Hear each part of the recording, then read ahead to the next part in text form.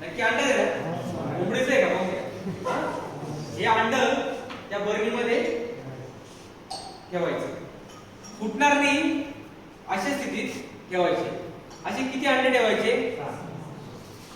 ज्या जागेनुसार जेवढे बसतील ते असे ठेवायचे.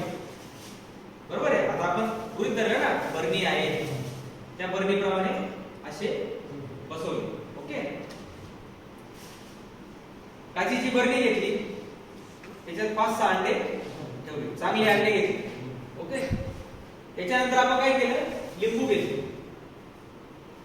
दिसतंय? ज्याच्यात रस जास्त आहे तो लिंबू घेतला चालेल. आणि ते लिंबू सगळे कापायचे आणि त्याचा रस करायचा. काय करायचा? तो रस कुठे टाकायचा? त्या बरणीत ओतायचा. किती रस टाकणार आपण त्याला? ही अंडी जोपर्यंत त्या रसामध्ये पूर्ण बुडत नाही तोपर्यंत तो रस टाकत राहायचा. आलं लक्षात? म्हणजे एवढा रस करायचा का हे अंड पूर्णपणे त्या रसामध्ये बुडले पाहिजे. किती? 6 ते 7. ओके. रस झाला. आता पुढचं काम काय करायचंय आपल्याला?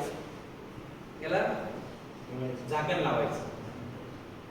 झाकण लावल्यानंतर ती बरणी आपल्या घरात ठेवायची नाही. का बरं? त्याचा वास फार भयंकर आहे. तुम्हाला बाहेर काय गोष्ट ते तुमच्या पडवीला जागा असेल ना, तिथं कोणी हात लावणार नाही त्या ठिकाणी ठेवा. रोज एक काम करायचं नित्य नियमाने. किती दिवस? 30 दिवस. आपलं सॉरी 20 ते 21 दिवस. काय काम करायचं? रोज त्या बरणीचं झाकण उघडायचं आणि 2-4 मिनिटांनी परत ते झाकण लावून द्यायचं. का बरं?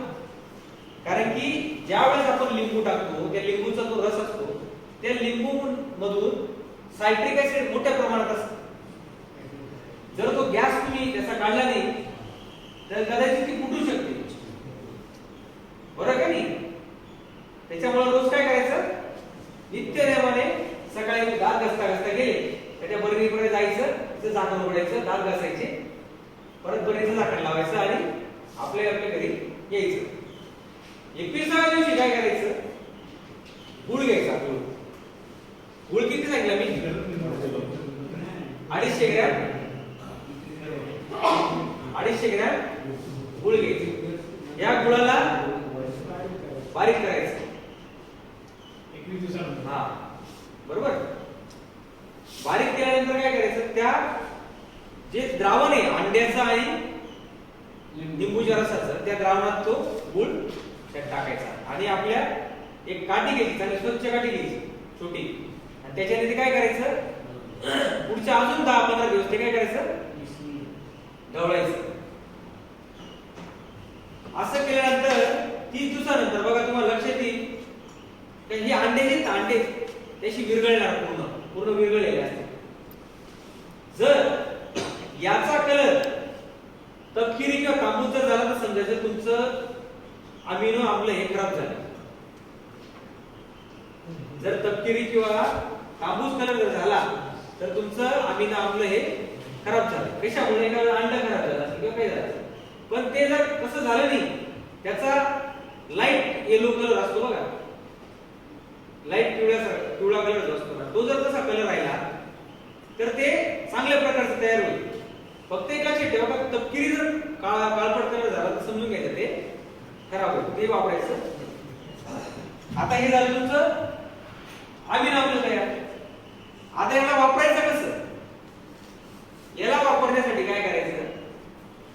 तर ज्या वेळेस क्लोरा येण्याच्या आधीची स्थिती, म्हणजे आता कोमावर आहे, फुल निघणारे, फुलकळी निघणारे, फळभाजी जर असेल फळभाजी, तर फळभाज्यांसाठी फळभाज्या किंवा पालेभाज्या असतात, पालेभाज्यांसाठी 15 ते 20 मिली हे गाळून घ्यायचं. नंतर 15 ते 20 मिली एका लिटर पंपात ते फवारायचं. किती? 15 ते 20 मिली.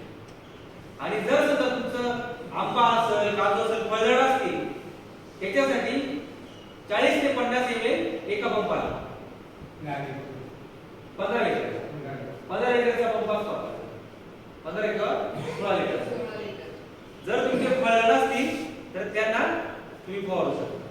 पण हे केव्हा फुलोरा येण्याच्या आधी. जर फ्लॉवरिंग स्टेज मध्ये केलं तर एका वेळेस त्याचे परिणाम वेगळे होऊ शकतात. डायरेक्ट फुलकळी आहे कारण की ते.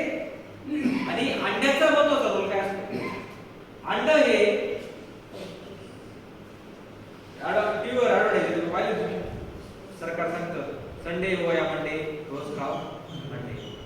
अंड्यामध्ये काय असतात प्रथिनं मोठ्या प्रमाणात असतात. जसे आपल्याला प्रथिनं लागतात बरोबर का नाही. जसे आपल्याला प्रथिनं लागतात तसे झाडांना सुद्धा लागतात का नाही प्रथिनं. झाडांची वाढ कशी होते. जे तुम्हाला बोललो मागच्या टॉपिक मध्ये पोषण मूल्य आहे. पोषण मूल्य कुठून भेटणार आहे. तर मला सांगा जर 250 रुपयाचं औषध 250 रुपयामध्ये तुम्हाला जर समजा 1 लिटर जर अमिनो आम्ल तयार झालं ऍसिड तयार झालं तर फायदा कोणाचा आहे. कोणाचा फायदा आहे का बनवता येईल नक्की. आता सगळ्यांनी एक संच आहे सांगा मला. पहिले काय घेतलं जोरात बोलायचा आवाज एकसारखा आवाज यायला पाहिजे. पहिले काय घेतलं दुसरं तिसरं 1 किलो लिंबू 1 किलो चौथं 250 ग्रॅम गूळ. काय केलं मग पहिले त्यात काय टाकलं लिंबू किती टाकले कुठंपर्यंत. नंतर ते किती दिवसांनी आपण त्याला रोज उघडायचं. मग काय केलं नंतर किती दिवस ठेवलं. त्याचा कलर कसा व्हायला पाहिजे